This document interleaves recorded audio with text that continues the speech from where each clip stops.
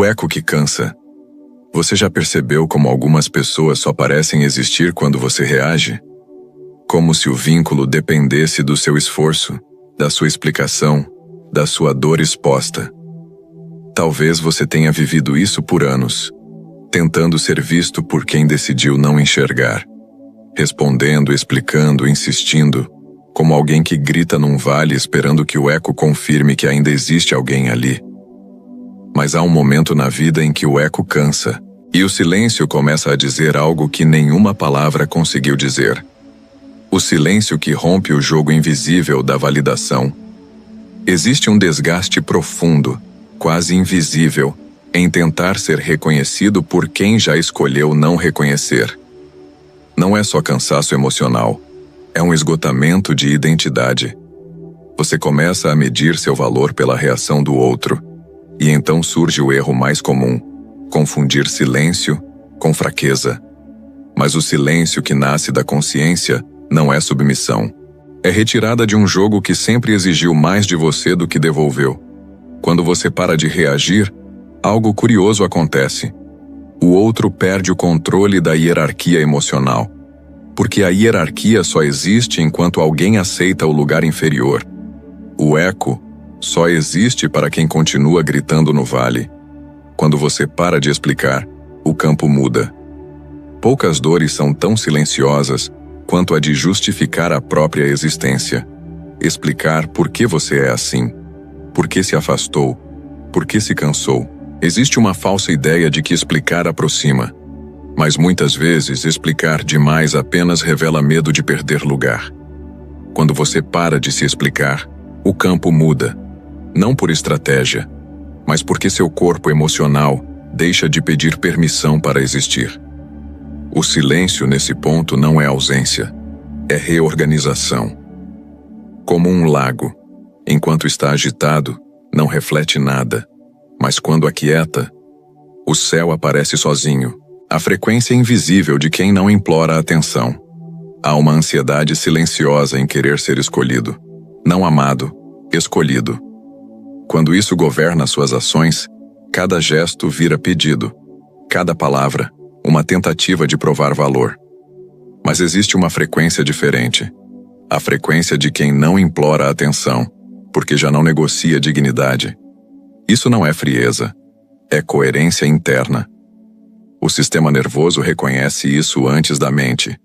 É por isso que o silêncio desconcerta quem esperava sua reação. O sol não discute com as nuvens. Ele apenas continua sendo sol. O erro espiritual de reagir a quem te ignora. Existe uma armadilha sutil chamada resposta madura. Ela parece evoluída, mas ainda busca aprovação. Responder com calma, explicar com gentileza, quando no fundo o vínculo já está quebrado. Reagir mantém o fio invisível ativo. Não reagir, quando nasce da lucidez, é um corte limpo. Não é punição, é economia de alma. Parar de regar uma planta que nunca floresceu não é crueldade, é respeito pelo próprio tempo. O poder psicológico de não se explicar mais. Existe um cansaço que não vem do conflito, vem da tentativa constante de ser compreendido. A expectativa de resposta libera pequenas doses de esperança e também de dependência. Quando você para de se explicar, algo muda do lado de fora, mas principalmente, algo se recompõe por dentro. O respeito externo não se exige.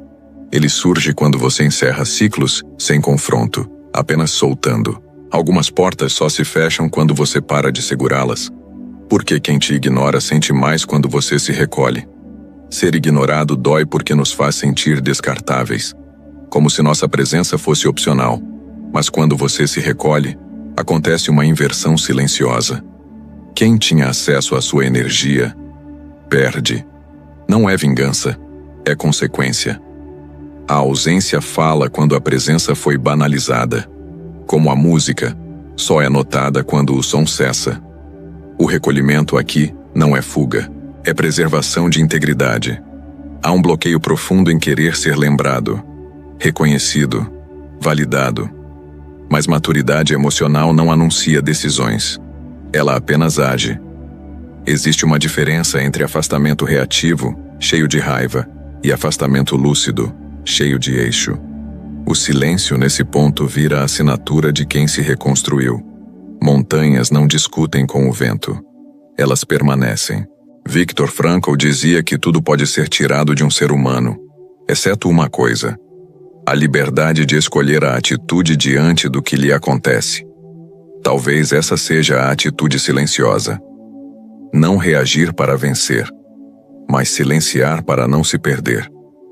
Em algum momento do seu dia, permita-se não responder imediatamente, não para provocar, mas para escutar o que permanece em você quando o ruído cessa. Observe o que ainda faz sentido, o que pede descanso, o que não precisa mais de explicação. Você não perdeu tudo. Você está sendo reorganizado por dentro. A dor não te destruiu.